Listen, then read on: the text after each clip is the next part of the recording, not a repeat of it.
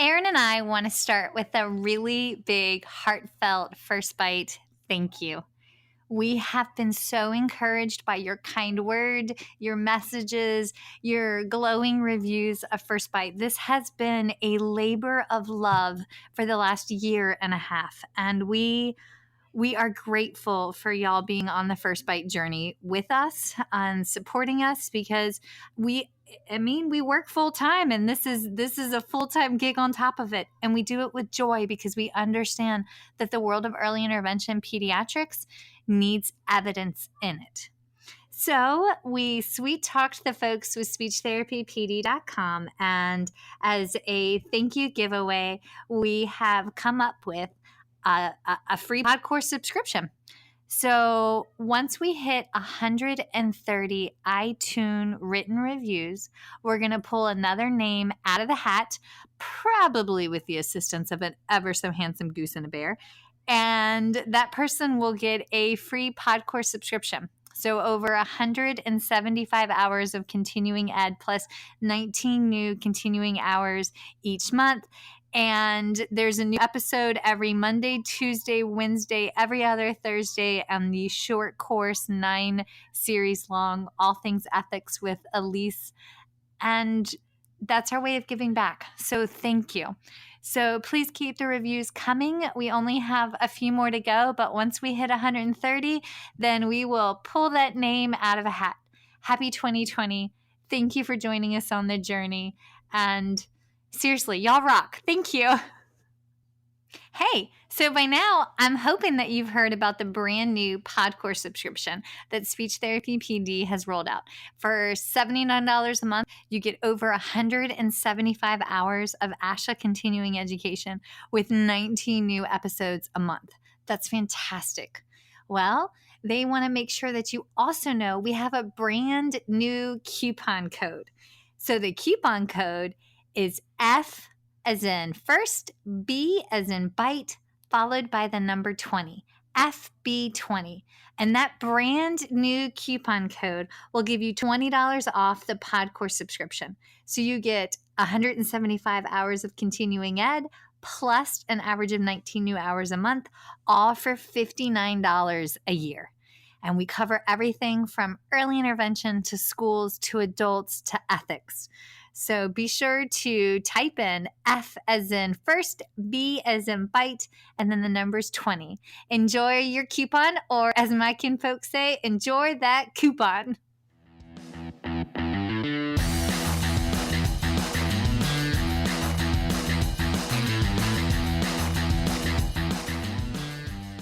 Hi, folks, and welcome to First Bite. Fed, fun, functional resources for the pediatric clinician. I am your host on this nerd venture, Michelle Dawson, MS CCC-SLP, the All Things Peds SLP.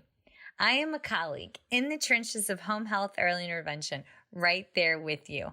I run my own private practice, Heartwood Speech Therapy, in Coletown, South Carolina, and guest lecture nationwide on best practices for early intervention for the medically fragile child.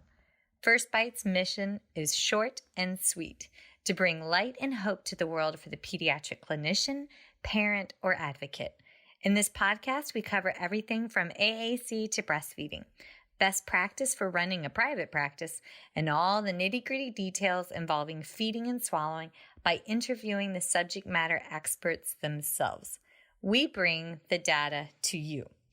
Every fourth episode, I am joined by the lovely Erin Forward, MSP CCC-SLP, a Yankee transplant who actually inspired this journey and who also walks the wild, woolly, and sometimes sticky walk of early intervention with us. Sit back, relax, and watch out for all the squirrels, and enjoy this geeky gig brought to you by SpeechTherapyPD.com.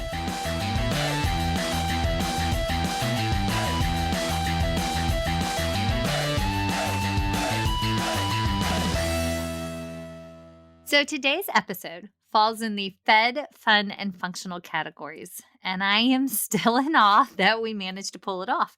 So woohoo for SpeechTherapyPD.com, especially our producer Chad, for hanging with the beautiful chaos that has been our lives over the last few days and supporting our crazy schedules. In case y'all have missed it, we are all having a week of first. Our sweet Erin packed up and moved in the middle of the COVID-19 pandemic for an opportunity of a lifetime, working for an amazing nonprofit that focuses on evidence-based practice treatment and early intervention in pediatrics. And this is my favorite, community education regarding pediatric feeding disorders in the upstate South Carolina. Woo! Woo! Y'all, our girl is back to the Palmetto State, and we are, oh my God, I'm so freaking happy. Pac Dawson, well, we are learning how to homeschool, which includes lessons in Mandarin, and this mama does not speak Mandarin, so that's going for us. And we're doing that for at least the next 2 to 3 weeks, while we're also learning if and when our Palmetto State will approve teletherapy for early intervention, while juggling what few patient schedules I can go see, we can treat. And Erin and I are both finishing edits on a book that we have been working on for the last several months. And, just handling the regular day to day like laundry, keeping anxiety about finances at bay, doing dishes, and popping bubbles in the front yard because y'all tiny humans still need joy and laughter. So basically, we're creating a new norm in what Goose and Bear have affectionately dubbed the zombie apocalypse. Please note that we are just trying to be positive. We both know people individually that have been significantly impacted by this virus. My own daddy told me this morning that he is currently on a 2-week quarantine from a possible exposure at the base back home. So trust me, we are not making light of the situation. Instead, we're trying to infuse joy, evidence-based practice, and hope in the middle of the storm. So before we get going, remember, everyone, we may weep for the moment. You may weep for the night. Panic about how you're going to make ends meet. But, and this is one of my favorite buts, there is always joy in the morning. So hashtag SLPs of faith. But let's get on with the joy. Erin, I do believe that you have a fantastic statistic. Hint, hint. As you say, hail to pit. Did I do it right? I did You it right, did. right? Held a pit. Yes. Hail to pit. HPC. Did not go there, folks. Erin did. I did not. I'm not cool. So to kick us off, I'm pretty sure this may be why you love muscles and nerves so much. What is your delightful statistic of the day, friend? Well, University of Pittsburgh is now ranked 3rd in speech programs, which is very exciting. Yeah, that's your alma mater, baby. Mm-hmm. Not This for is why. graduate school, but they taught me. I still have a communication science disorders degree from there. They know what they're doing up there. Yeah, they do. Also, it's cold, but they have a really pretty zoo. I don't know if it's open right now, but they have a very pretty zoo. I guess not. I don't know. Our zoo's closed along with everything. Also, fun fact, I have found a loophole on the toilet paper rule. And people, if you're listening and under a toilet paper catastrophe like Pac Dawson, it says 1 per customer. So I may or may not have given each tiny human their own wallet and pack of toilet paper so that we could check out. And somebody was like, why did you need so much toilet paper? Y'all, the 5-year-old thinks he Because, can wipe. yeah. No offense to all the moms that have potty trained out there. How many toilets have you unclogged in the process of learning that process? Well, I barely had any room in my car, and I had 3 rolls of toilet paper left. And I was like, I need to find room in my car for these rolls of toilet paper because who knows? Yeah. Toilet paper. But we have, I have to say, our charter school has done an amazing job infusing functional stuff in our home program. So one of the science exercises was baking bread, and one of the math projects was counting, sorting, and matching socks, which kudos to the teacher that designed that because I I thought don't that was match my brilliant. socks. I know. It makes Goose crazy. Did you know that? He's like, doesn't she know they don't match? And I'm like, No. oh, Bobby, you little engineer. It doesn't help that my cat steals them, so, like, I lose half of my socks, but I mean, but you know where they are. They're under your big couch, right? Yeah, they're spread out. Sometimes they're in her water bowl. No. It just is Ugh, what it is. but it is. Yes. Okay. Okay, so y'all, um, like I said in the therapy tip Thursday tip, this one's kind of today's episode slightly nerdy selfish. I really, really want to get over test anxiety personally and apply for the to sit for the exam for the BCSS licensure, but I need to beef up on my cranial nerves and my muscles because I'll be totally honest. I suck at this. I have compartmentalized the need to know information and memorizing which nerve innervates which part of my face was compartmentalized a long time ago. Not for Erin, but that's okay. I did not go to the cool school. I just I have this blue book. I still have it. Shout out to Dr. Shaman from University of Pittsburgh because she was the one of the best professors I've ever had. And she had this magical book that went through anatomy and physiology of speech and swallowing, and I this is like gold. And Can you take a picture of that and post it? yeah, I sure can. It Yes. is it's she just the way that she taught it, because I don't memorize very well. Like, I could never be a pharmacist. I can't just memorize things. They have to make sense. So everything she taught us was in the context of what it does, problem solving. As soon as we talked about a muscle, we talk about what it does and how, if it's damaged, it can impact whether it's speech or swallowing or respiration. And I would just go to the library and draw muscles on faces or the larynx, and it wouldn't look like anything, but in my head it made sense. And yeah, you can borrow this too if you need to, because it's Yeah. I was gold. just thinking I need Side that. note. Squirrel. That's okay. Squirrel. We're all about it. Okay, well, I need a picture of this so we can post it. And I'm gonna go ahead and start with the easy part and let you carry the hard part. Yay for team effort here. Um so when we go through, this is the only part I'm actually really good at in this entire episode, Erin. I'm banking on you, woman. Okay, No, so you do when we this part because I'm not good at making these up. okay.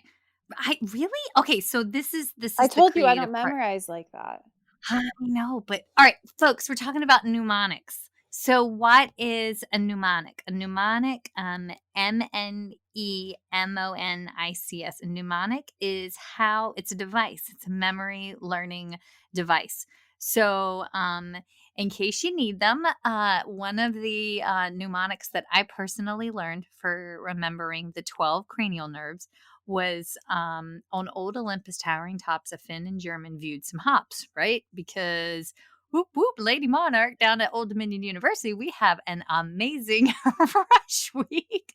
So woohoo! And that stands for the olfactory, optic, ocular, motor, trochlear, trigeminal, abducens, facial, vestibular cochlear, glossopharyngeal, vagus, accessory, hypoglossal. Blah, blah. Okay. Now, one of my friends who's a pediatrician was like, we were talking about this last week because I told her what the upcoming episode was, and she goes, "Oh, honey, that is not how physicians study it." And I'm like, "What did you learn?" And she told me it was to touch and feel a girl's vagina. Ah, heaven! And I was like, "Oh my god!" She's like, "Yeah, but you got to remember, a good chunk of us are going to end up in like labor and delivery somewhere." I was like, okay, fair, but that made it worse. But some additional and please remember, folks, that at one point in time we all survived grad school, and these are funny and meant to be funny. Another one is on overly overgrown orangutans try to aggravate fat vagrants getting vodka and hamburgers. I can never remember that one. I It could doesn't I couldn't. roll. No. Yeah, no. But so those are some of the cranial nerve mnemonics. Clearly, the first one worked for me a lifetime ago, but there are a ton out there, and you're welcome. Also, we may or may not have been binge watching Disney Plus, and Moana was stuck in my head.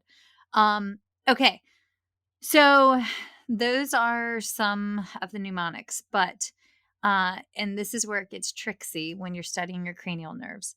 Um, some of the cranial nerves are sensory, some of them are motor, and some of them are mixed. And within that sensory and motor, they have fantastic words like afferent and efferent, which is lovely and confusing. So, uh, Erin, can you describe the difference between an afferent and efferent cranial nerve? So afferent is sensory. And E that is spelled oh. AFFERENT. And efferent is motor. And I Okay, always used to think of it like, because E versus A, E is exit. So like you're sending the signal away to your down your spine. muscles. Yeah. And And then, afferent like is, I guess, in maybe affect is like how you feel about, I don't know. There's not just efferent exit, I guess, is the way I remember it. I have one for this afferent, the sensory, when it goes away from your body back to your brain because you're sensing something. That's how, like, I always remembered. Like, efferent is exiting the brain stem or exiting the brain to tell the muscles how to move, and afferent when it goes away from your body back to your brain to carry a message. Oh, Excuse me, that's salute. Bless you. allergies, just so everyone knows. Um, Oh my god, it's the yellow plague that's perfectly timed with the zombie apocalypse. Oh, God bless America. Okay, yep. Uh, oh Lord, I just made myself happy and sad all at once. Mhm. Okay, so within that, you also have some of your cranial nerves are somatic or voluntary, and some of your cranial nerves are reflexive or visceral. And that's just kind of the lay of the land. So did we everybody's clear as mud. You have 12 cranial nerves. Your sensory ones are, say it again, afferent, and your motor Yes, ones are efferent. efferent, Okay. yes. And if it's a voluntary cranial nerve, it's somatic, means you get some control on that sucker. And if it's involuntary or reflexive, it's a visceral reflex. Okay. Mhm. Kind of like if you smelled my banana bread burning earlier, you would have had a visceral reflex. Blech. Right. That's right. We took the banana bread, chucked it, and went with blueberry bread. We're fine now. Or like how our swallow is reflexive. You think about all the Yes, muscles that are reflexive and like in your pharynx, automatic. that's more appropriate of a comparison than burnt banana bread. But hey, one of us has to be comedic relief given today. Yeah, yeah, Yeah, true. fair, fair.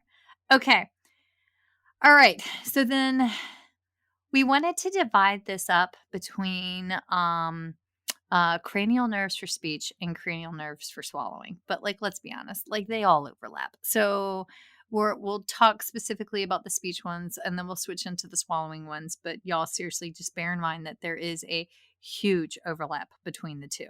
Okay. Right. Um, and Erin has gone above and beyond to actually figure out which muscles the different parts innervate. And then I went through and I highlighted out, okay, so what does that actually look like? So, like, if you have damage to this cranial nerve, My this favorite is, thing to do.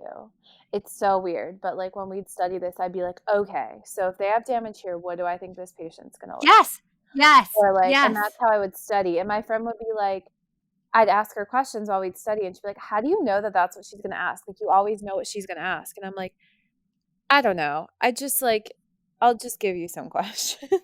No, but that's what makes it functional. And I think because I didn't learn it that way, that's why I've struggled with that. Yeah. Does but Yeah, like she that's always, because our this book that she gave us was the muscles were organized by function. So we went over swallow, respiration, and then there were muscles of articulation, and then there were muscles of phonation. Like she went through, and it wasn't just like, these are all the muscles. We learn the muscles based on their function. And that is the way that I need to learn. And I think it's so helpful, because otherwise it just, you're going to compartmentalize it. You're just going to memorize it. Yeah, that's exactly what I did. I mean, I rocked it. I got an A and a nat, but like here I am a gabillion years later and I don't remember it. Now, Right. what I can tell you is that, y'all, this is when we go in and we do our evals on a kid. You do your oral mech, or you're like, just screening them, or, just observing. And when you see abnormalities, this is where that becomes clutch. And I will go back and hit the books, but I am hoping to switch this from short-term to long-term memory. So go team. Okay. Let's start with the motor nerves and sensory nerves for speech. Dun, Okay. dun, dun. Okay. There's a lot and they will overlap. Yep. Go Let's ahead. go chronological order. Okay. So you want First to one, start? yeah. Because I'm impatient. Okay, go. I mean, Okay. go for it. I was going to start with trigeminal, cranial nerve 5. Okay. So, the trigeminal nerve, the trigeminal nerve, I can talk. It's cool. It focuses on chewing, facial, and mouth sensation. And the sensory side is called the general somatic afferent component. Okay. So, somatic is voluntary, afferent means sensory. So general somatic afferent has 3 branches for sensation. The first one is ophthalmic. It covers and imagine me like drawing with a marker on my face. It covers my forehead straight down to the very tip of my nose for sensation. Okay. If you have your little one and they curl up in your lap to fall asleep, that's how I rub Bear and Goose's foreheads to bed when they were babies. I would rub across their forehead and down the tip of their nose. That's the trigeminal nerve for sensation. All right. The ophthalmic branch. All right. So the second branch, it's called the maxillary. It's just kind of behind the forehead. It goes down under the eye, down to the sides of the nares, and covers your top lip. Okay. So when everybody's making that duck face and putting their lipsticks on, and you can tell when you've missed your top lip, that was the maxillary branch of the sensory portion of the trigeminal nerve. um, and then the mandibular, it goes from behind the back of the eyes down the backside of the cheeks along the mandible and hits your big old beautiful bottom lip for sensation. Now, the motor side, special visceral efferent is what that one's called. And it innervates the muscles for mastication, the laryngeal muscles. This is all you, Erin. The tensor tympanini. That's not a panini. And the tensor velum there it is. The other big fancy word. It Yeah. sounds Okay. very Italian. It does. I'm not. You are. Okay, so there's my contribution to the trigeminal nerve. But for speech, how does that impact? If you have difficulties with movement, how are you going to be able to do the artic and phonology? So, Erin, I'm gonna let you. I'm gonna pass the giant microphone over to you for the motor stuff. Hell, what do the muscles do? So the tensor veli palatini allows air into the middle ear. You think of your palate, which can definitely impact hearing, which can impact speech. You're also talking about like this deals with speech and feeding, because a lot of these muscles are involved in mastication as well.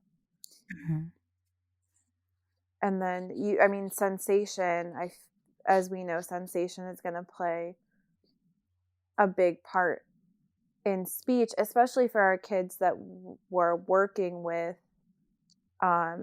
articulation, because you use a lot of cues for them to like feel where their tongue is, or touch cues, things like that. This nerve would impact if they weren't able to do that. And I've also got a note where it does, it receives pain and touch for the anterior 2/3 of the tongue and teeth. Mm-hmm. So, if you've got a tiny person that's got issues with dentition, like the milk rot, then that's going to impact right through here. Mm-hmm. Okay. Um, some other some other damages, you could have decreased sneezing capabilities if you have damages to your trigeminal nerve. Sorry, I was just thinking about you sneezing 2 seconds ago.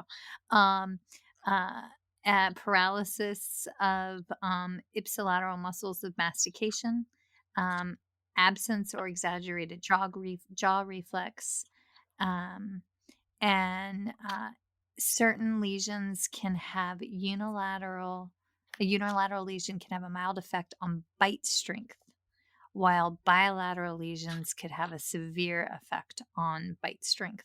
So if you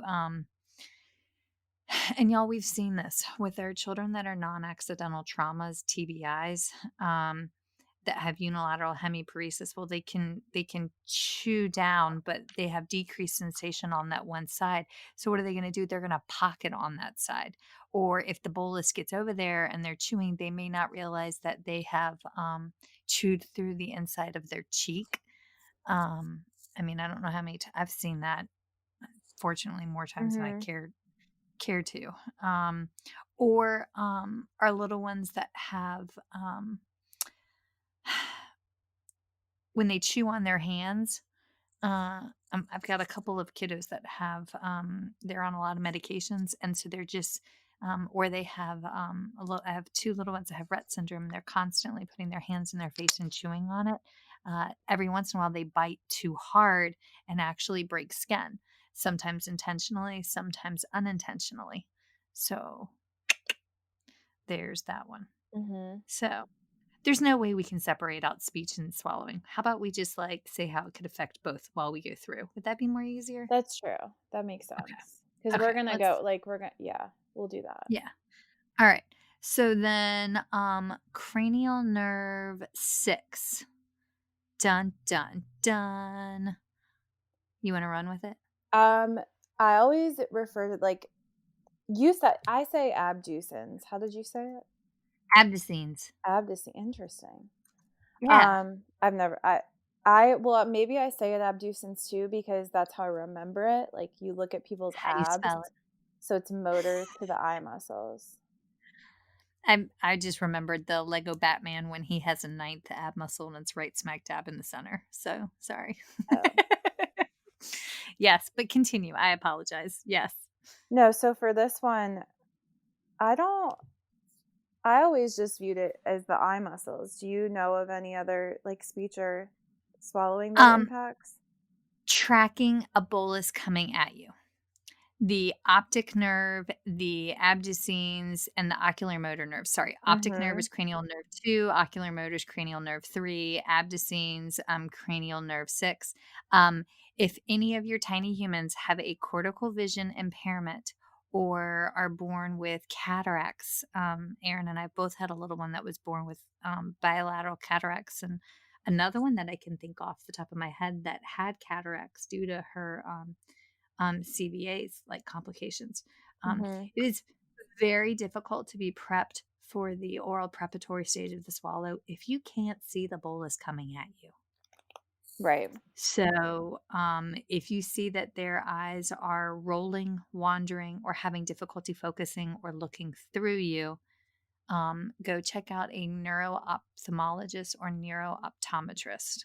Sorry, Mm-hmm. squirrel. All right, next Also, one. all of these are located in the brainstem. If we didn't say that before, Oh, we didn't. Good catch. Thank you. Yeah, so so if you've olfactory is in the olfactory is in the cerebral hemisphere. Optic number 2 is in the diencephalon, and then 3 and 4 are in the midbrain, and then trigeminal, abducens, and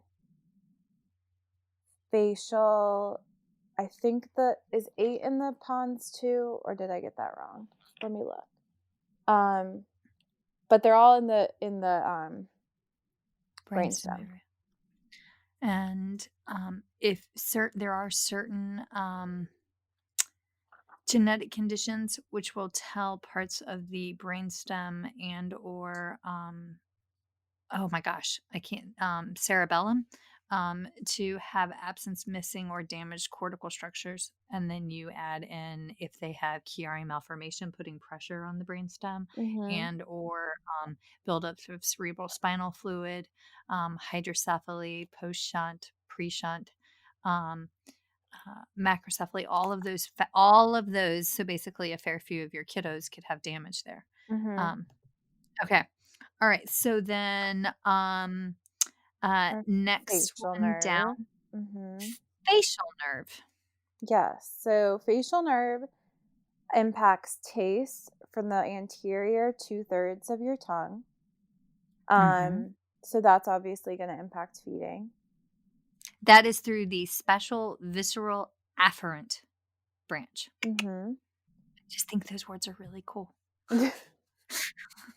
And then the biggest thing with the facial nerve is motor muscles of facial expression. So you Okay. think of like your levator, angle oris. Um, there's a lot of like they call it your DAO, your depressor, and I don't want to say it wrong, anguli oris. What does that Um, do? Where is that in the face? Oh my God, I have so much learning to do. so there's a ton of muscles that help elevate your lower lip and depress your top lip. Okay. And one thing that I really love about these muscles is some don't make sense, like why their name is their name, but like a lot of them do. Like your depressor labii inferior depresses your top lip. That makes so much sense. Like a lot of the muscles, especially with like your larynx and your pharynx, it's all where these muscles are connected. So if you think and your tongue muscles too, and we'll go more into it, especially with our vagus nerve. But like a lot of these, if you just think through their names and where they're connected, you can kind of picture what the muscle is going to do. Okay. You also have like, and I actually went through and talk about the different muscles for different sounds. So like when you spread your lips for the E sound, you use your buccinator, you use your zygomatic major, you use your risorius. There's a lot of muscles, but there's so many muscles that deal with your lips, like right around your lips. Isn't your bicularis oris the one that makes you like kiss face? Mm-hmm. I always like that Superior one. and inferior. Yep. And then your Top buccinator lip, kind bottom of pulls your lips out. Um, and it's just very cool how they all work together. But that's, you know, I think we focus on those muscles. Like they're very important for making all our speech sounds. lip. Okay, hang on. And The for drinking from buccinator. a straw.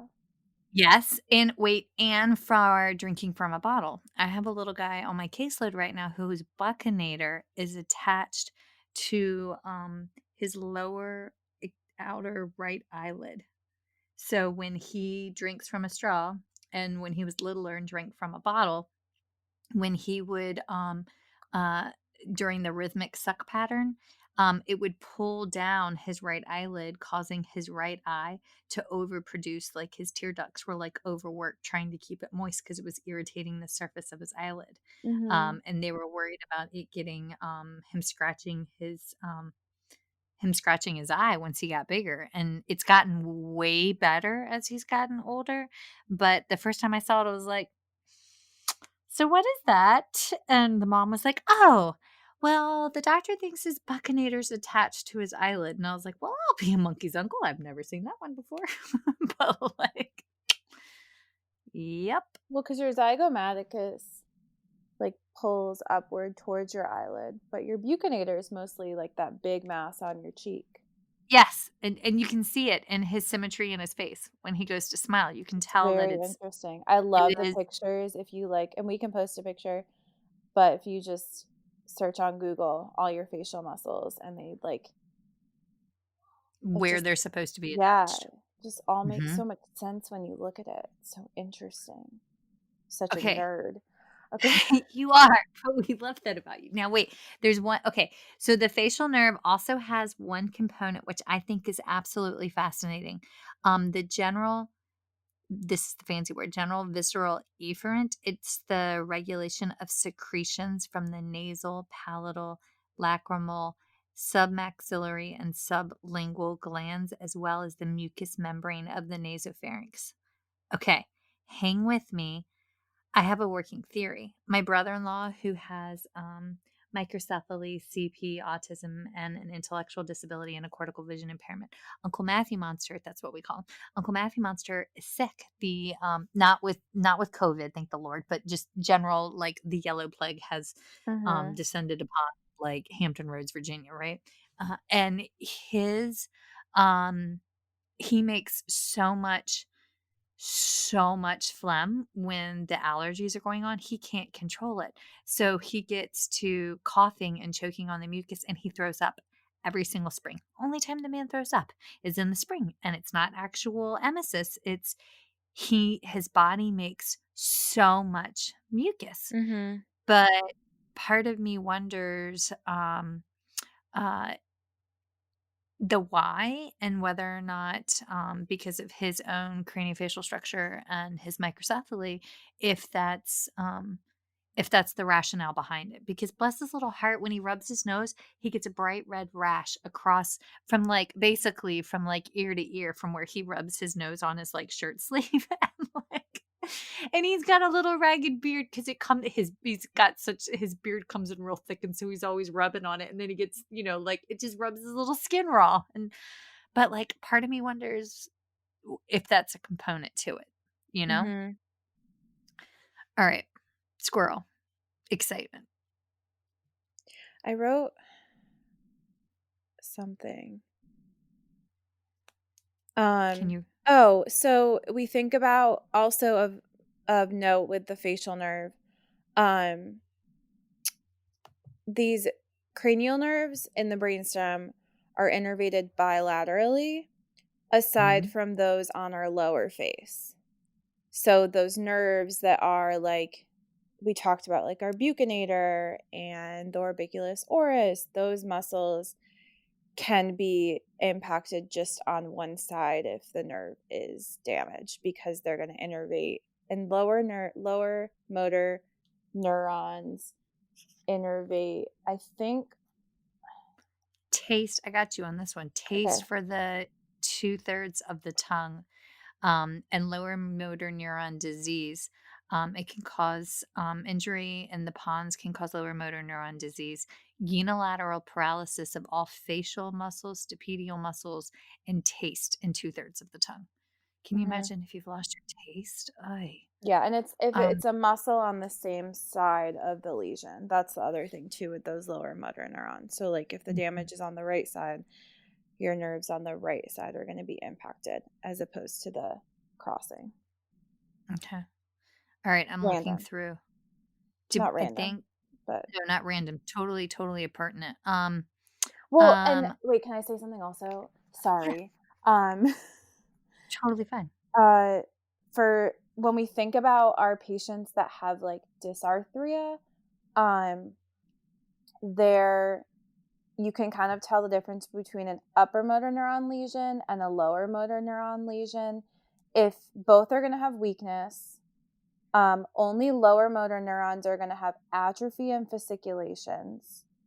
Say that again. So, lower motor neuron, if that's impacted, you will have atrophy and fasciculations are signs of lower motor neuron damage. If for lower motor neuron, your reflexes are going to be decreased and your tone is going to be decreased. For upper motor neuron lesions, your reflexes are going to be increased and your tone is going to be decreased.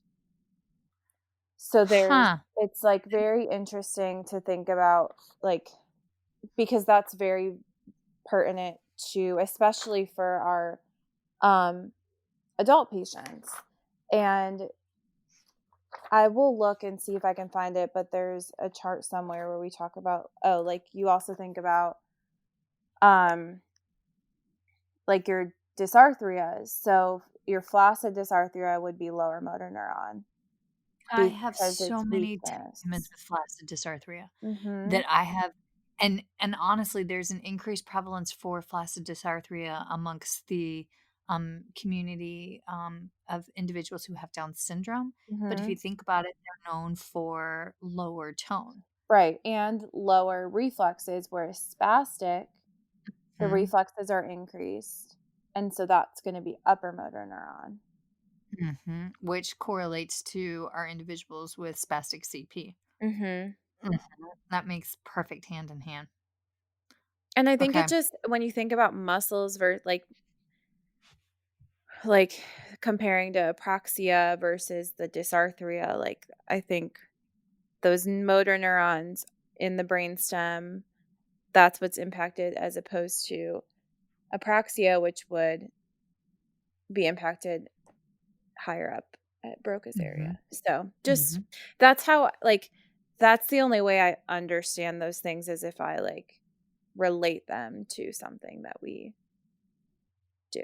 See. Yeah, no, totally. Okay. All right.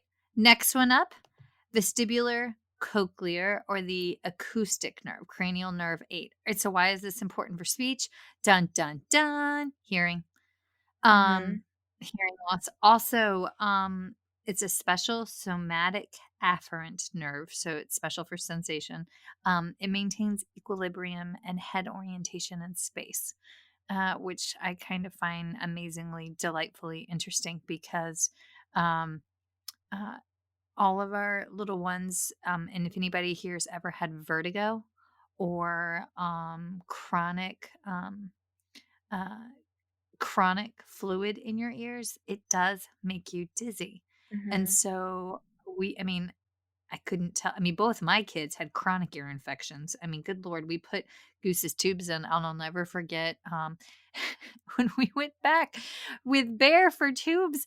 The nurse anesthetist was like, "Oh my heavens, I remember you. Your kid had the most pus in his ears I've ever seen. I wonder how this one will go." And I was like, "Thank God I know you, because otherwise that would be very alarming." But like, Goose's ears ran for 2 days after his tubes went in to get all the fluid out, and Mhm. that's definitely going to throw off. And he was not my daredevil. And Bear to this day will not do a forward roll because of all of his He fun. says he does a forward roll and then rolls on his side. He's like, "Look, guys." He rolls like a pickle, like on his side, and he goes, "I'm doing a forward roll." And bless it, Nicole, if you're listening, woman, we have tried. You're just gonna have to leave Jersey, come back to the South, woman, because Bear needs you. But like, he tries so hard. He really Uh, does. I mean, he likes the ladies. Maybe I could just enroll him in gymnastics, and like positive peer pressure will teach that kid how to flip. But Mhm. like, in the meantime, his vestibular cochlear acoustic cranial nerve 8 definitely took a hit. Also, damage to this cranial nerve may also result in nystagmus. Mhm. Random factoid, but I think that's very, very interesting, especially when we're assessing our little ones that have Down syndrome, because a lot of them have nystagmus and also have risk for hearing loss. So Mhm. I am not the audiologist. I don't understand the correlation as to why. I just know it's a red flag. So, note to self, if I see a little one that has nystagmus, I'm going to ask about their hearing. And that's important for speech production. Mhm. So, also, stressed out mommy point. And I am a mom and an SLP. My own kids, Bear's speech therapy can't start on Friday for his vocalic R because of the virus. So um, I I am just acknowledging the anxiety and that statement, and then we'll just move it along. So, if anybody wants to do teletherapy with Bear, let me know. South Carolina can't pay you for it yet, but I'll send baked goods. Okay, so next cranial nerve is the glossopharyngeal. Dun dun dun. Cranial nerve 9. Hey, look at us. We're staying in our time frame. We're doing good here. Okay, so glossopharyngeal is incredibly pertinent for swallowing. I'll go through. Can I say the fancy words? Because I like saying the fancy Go words. It's for good it. practice. Okay. So part of it is a general visceral afferent, and it mediates the general sensation from the palate, the posterior third of the tongue, oral pharynx, middle ear, eustachian tubes, and carotid sinus. How do I say that, Erin? Carotid sinus. Um, Yeah. it's also part of it is the special visceral afferent. So it mediates the taste sensations for the posterior one third of the tongue. This is one of those lovely mixed nerves and the oropharynx. General visceral efferent. So this is the motor part of it.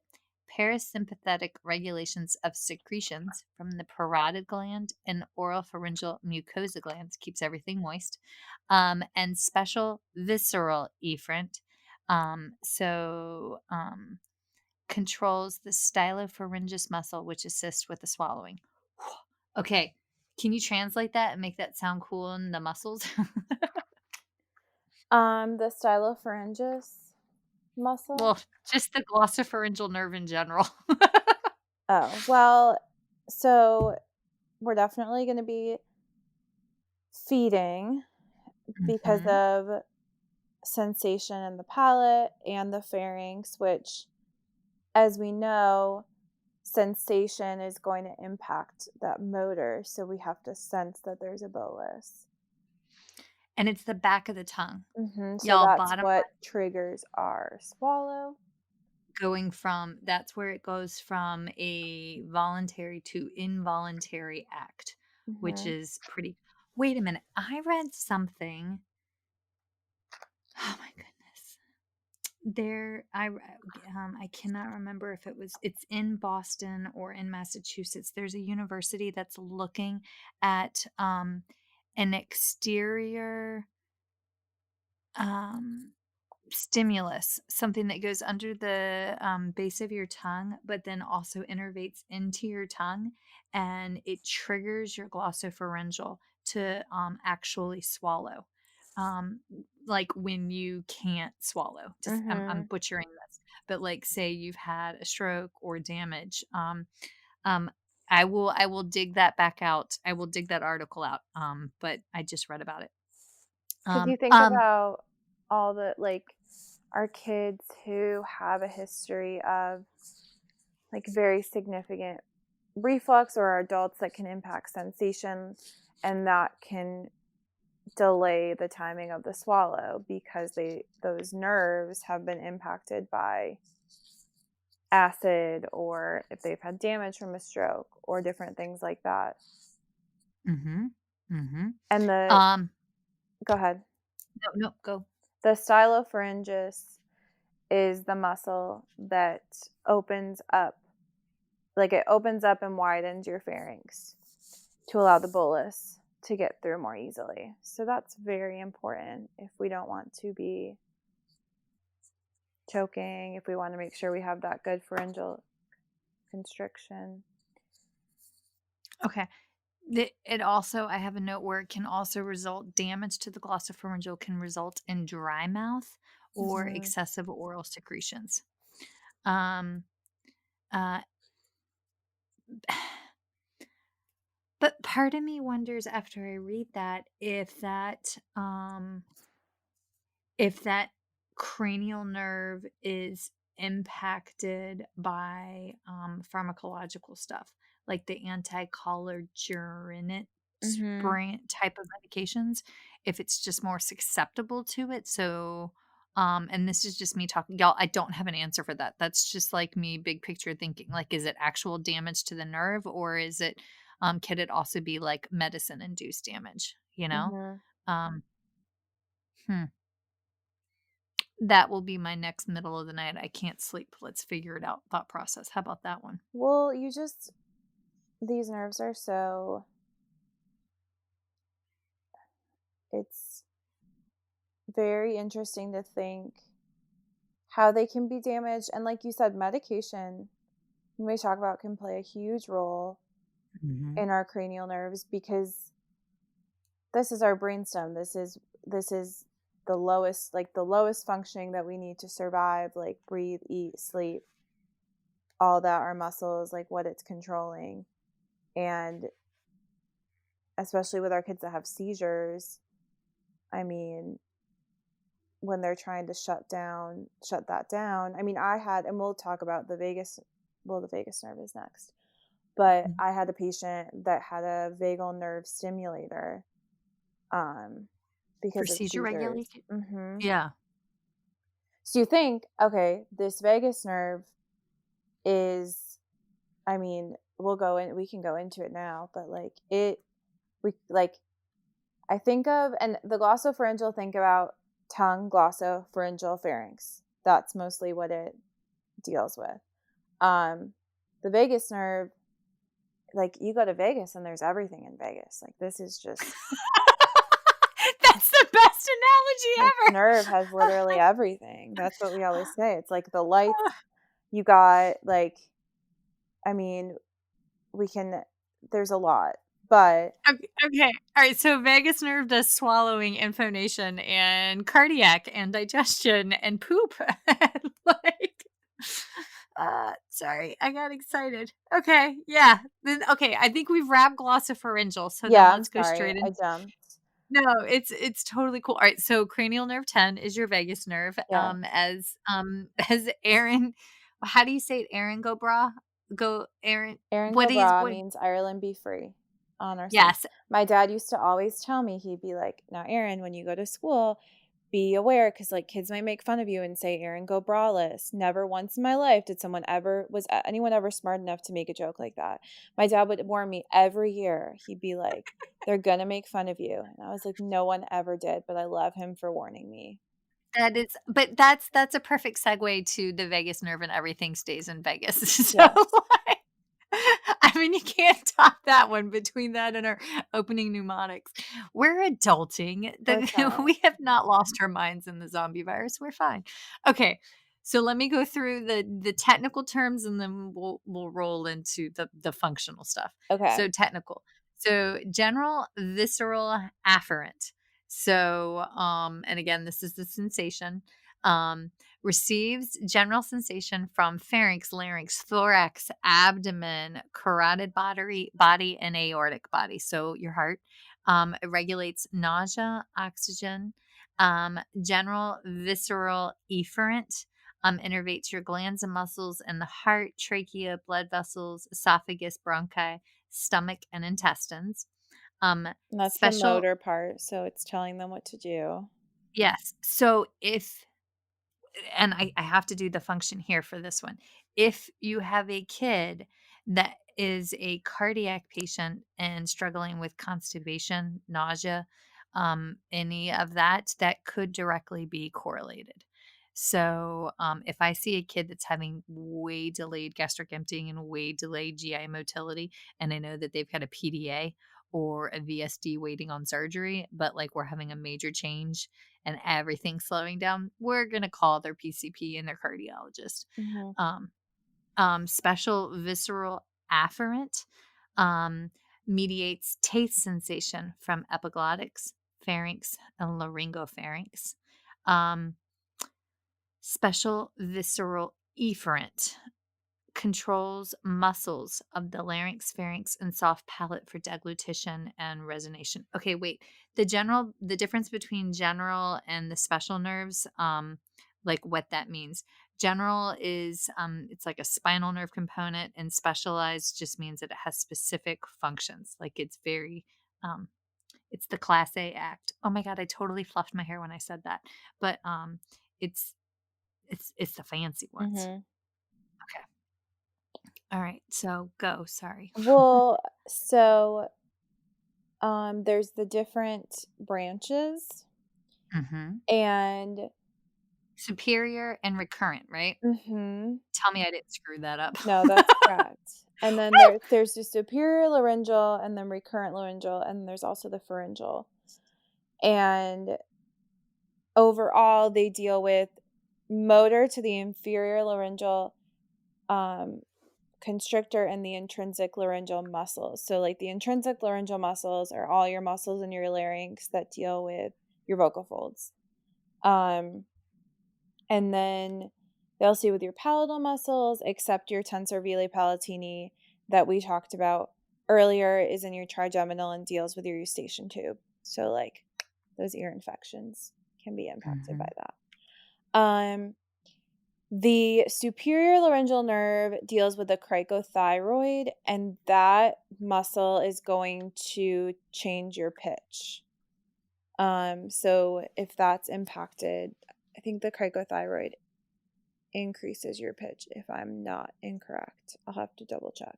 Wait, so for those of us that don't sing, that means going from to like Oh that? yeah, I like the good. There you go. Yeah. Hey, Mm-hmm. thank you. What is that movie that I've seen snippets of? Pitch Perfect. Pitch perfect. Yes. Yes. And See the that? recurrent laryngeal nerve deals with all the other intrinsic laryngeal muscles that can either decrease pitch, they deal with abducting the vocal folds, adducting the vocal folds. I could list all of them, but that's also a lot.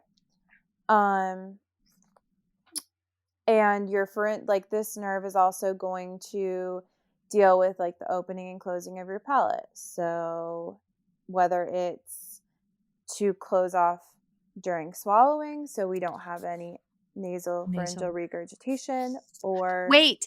When we saw Dr. Arvidsson this summer, no, it wasn't the summer. It was in November. She called it pharyngeal nasal regurgitation because it she said comes it from your, start yeah. pharynx and goes up, and I thought that was bloody brilliant. She goes, "It's the only part." She said it so matter-of-factly. She just raised her hand. She was just like, how did she something to the effect of, "It's the only part of the system that we don't go through and give it the correct anatomical description. So I call it Mm-hmm. the pharyngonasal reflux." And I was like, "That's brilliant." So yeah, squirrel, sorry. No, I but contributed. or it's going to deal with like our nasal sounds. So if you have a kid that you have concerns for VPI, they're vagus could be. Velopharyngeal insufficiency. Mm-hmm. And I have, so if you, where was this? I thought I had all the muscles. Maybe I don't. But I'm trying to think if there's anything else that I'm missing. I thought I had a whole example about what muscles we use to produce. But go ahead. I was gonna say, this is where I get confused on, is it VPI or is it flaccid dysarthria? So when you were talking earlier, Mm-hmm. just because those two factors kind of, it's difficult to get the differential diagnosis. You need to go see a VPI clinic. But if you have incredible hypernasality of speech, y'all, we're talking nasal emissions. And it just sounds like little rockets coming out of their nose, like whooshes of airs when they're trying to make like a stop, or what is it, a stop plosive, like P's and B's. If they can't Mm-hmm. build up the intraoral pressure, that could be indicative of your damage to your superior, I can't do it, superior pharyngeal nerve. Wait, I butchered Superior it. laryngeal nerve. Yes. There it is. Yes, perfect. Woo! Mm-hmm. Okay. All right. So the recurrent one down south. Yes. That's In, your intrinsic laryngeal muscles. So that's still your vocal fold. Like that's still dealing with your vocal folds. It's just not the cricothyroid. okay. Okay. So damage to the cranial nerve 10, our wandering nerve. can cause paralysis of the pharynx and soft palate, dysphagia, resonation difficulties, i.e., hypernasality of speech, paralysis of the vocal folds, dysphagia, and decreased autonomic functions such as heart rate, vomiting, coughing, and hiccuping. And Also, go go ahead. ahead. Sorry. You go. Hiccups and coughing are two modern day mysteries. We still don't have a true etiology behind why some folks chronically hiccup and chronically cough. So, My coughing professor is, said it was because we thought we were fish. are you serious? Yeah, my biology teacher said that hiccuping has something to do with a evolution that never got rid of something. I don't know. He said a lot of things, but sometimes I don't. I just throw it out there. So don't worry, we won't turn into zombies by the end of the week. We'll turn into fish. I love it. That's Yeah. that's but that's your takeaway points from today, folks, and we're done. No, I'm just kidding. Well, and it's also going to deal with like so intrinsic laryngeal, and like we could go into all the names, but it's a lot, are going to be what deals with your vocal folds, and then the extrinsic laryngeal muscles are what helps to elevate and move the larynx forward, close off your airway. That deals with a lot of your swallowing, and a lot of those muscles are pretty easy. Tiny. They're very tiny, and the names are like what they're connected to. So if you look at any of the names of the muscles and you just think about it, it makes sense what their function is. Mm-hmm. Okay, we have 3 minutes. 3 Oh, minutes to sorry. go. No, it's okay. I'm just looking. I hate being the timekeeper, but I am. We have 3 minutes to go, and we're going to cover 2 more nerves. Cranial nerve 11, the spinal accessory. And I do want to touch base on this one because it's a special visceral efferent, so it controls head and shoulders by innervating the trapezius and the sternocleidoid mastoid muscle. Oh, And yeah. I why? love that Yeah, name. it's like the one muscle I know. Oh, yeah, And because of bear. yeah, well, yeah, because of Bear Theodore Alexander sprained his sternocleidoid mastoid jumping over a piece of paper in the living room, pretending it was a puddle. My kid sprained his sternocleidoid mastoid jumping. I think it's because of the helmet. Like it was years later, but I'm blaming the helmet, which means I am blaming my terrible uterus. But this is important, not just for Bear, but also for our tiny humans. If they have the Rhineck, what is the Rhineck really called? Torticollis. There it is. Torticollis. Where I'm from, they call it the Rhineck, and I don't know why. But if you have inability to turn your head a certain direction, so if you think about it, if you have a little one that you're working with that has torticollis, how are they going to turn their head towards a bottle? Or if they're breastfeeding and say you have like your dual certification as like a CLC or IBCLC, and you're working with a kiddo that's breastfeeding, but they have torticollis, they're going to have difficulty turning towards and listening to that root reflex on the side where they're tethered down, like the opposite. Like if their like right sternocleidoid mastoid's really tight and they're turned to the right, well, then trying to turn to the left is going to be really complicated. So this is important. Okay. Mhm. And then the last one in our minute and 10 seconds, cranial nerve 12, the hypoglossal. Okay, let me scroll up to where it is. It's a general somatic efferent, so it controls tongue movement by regulating intrinsic and most intrinsic lingual muscles. Important for speech Mhm. and it's motor. Okay, damage here can cause a dysarthria. It could cause a dysphagia because how are you going to control a bolus if you've got issues? Uh, you can have flaccidity, flaccid change in tone, or atrophy over time due to damage to your hypoglossal.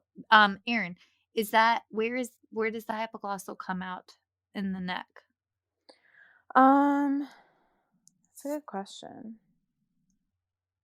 Because I'm just thinking, I've seen kiddos that have like where their tongue turns and deviates like a unilateral one. Mm-hmm. I'm just kind of wondering. Um, I couldn't remember if it was brainstem, like when you were going through and describing if it was like pons or brainstem. Oh, it's in the medulla, I think, right? Yeah, I'm trusting you. This is, I see, could be people, wrong. this, we have between Erin and I, we have a great shared memory. Don't you love it when you find a work wife and you're like, hey, remember that thing that happened to that one person and we got to do the thing? Yeah. Go team.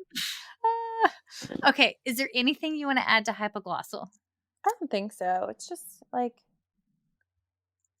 your tongue. It's your tongue. It's your Beautifully, tongue. beautifully summarized. It can also It's your helps to lower your palate too. okay. So you think about your tongue muscles connecting, like where it connects can impact your palate. Can lower them during speech sounds. So it can help to create those nasal sounds. Perfect. Okay. All right. Well then, I get Unless to do maybe not, maybe it's except the palatal. So you might just take out what I just said. We're fine. okay. We're fine. We're fine. It's cool. Well, then we'll just chat. Hails. Okay. Before we switch over to questions, I've got just some spectacular news that I get to share. So, speechtherapypd.com is doing something amazing on Monday. They know that there's a lot of SLPs in dire need of creating a new norm and trying to find out how to do teletherapy and early intervention or with adults for homebound services stat. And more importantly, they know that we need to know how to do it right for all of our tiny humans through geriatric humans. So, this coming Monday, they will be having a day of firsts. So, please stay tuned. But the long and the short of it is that there's going to be a 7-hour live and free CEU event just to educate folks about best practice for teletherapy. So, check out speechtherapypd.com/teletherapy for details as always, over here, all of us over here at First Bite, we will share additional links and information once we get them. In the meantime, if you need a good cry, honey, we are, trust me, the anxiety of what's going on has hit both of us and all of us. And so if you need a good cry, we are right here. But again, don't forget about that joy that comes with the morning light because it will burn away all of the fears and doubts that we have. Till then, happy St. Patrick's Day, which is definitely my second favorite holiday. May your drink be green and frothy. Also, be sure to head over to First Bite, our Instagram account, because we are giving away a tumbler. It's a First Bite and then Sip SLP wine tumbler. You can tag 3 friends between now and March 31st, and we will gladly ship within the continental United States. It's amazingly sparkly. It's got champagne and white on it, and we kind of like that it glitters. We want to give a thanks to the gifted hands of at Cups by Christina for making it, and she can be found on Facebook. So, Erin, that was a lot. Let me switch this over to questions. Can you hold on? Feeding Matters guides system-wide changes by uniting caregivers, professionals, and community partners under the Pediatric Feeding Disorder Alliance. So what is this alliance? The Alliance is an open access collaborative community focused on achieving strategic goals within 3 focus areas: education, advocacy, and research. So who is the Alliance? It's you. The Alliance is open to any person passionate about improving care for children with a pediatric feeding disorder. To date, 187 professionals, caregivers, and partners have joined the Alliance. You can join today by visiting the Feeding Matters website at www.feedingmatters.org. Click on PFD Alliance tab and sign up today.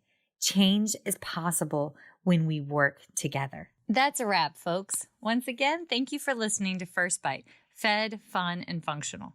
I am your humble but yet sassy host, Michelle Dawson, the All Things Peds SLP. This podcast is part of a course offered for continuing education through speechtherapypd.com. Please check out the website if you'd like to learn more about CEU opportunities for this episode, as well as the ones that are archived. And as always, remember, feed your mind, feed your soul, be kind, and feed those babies.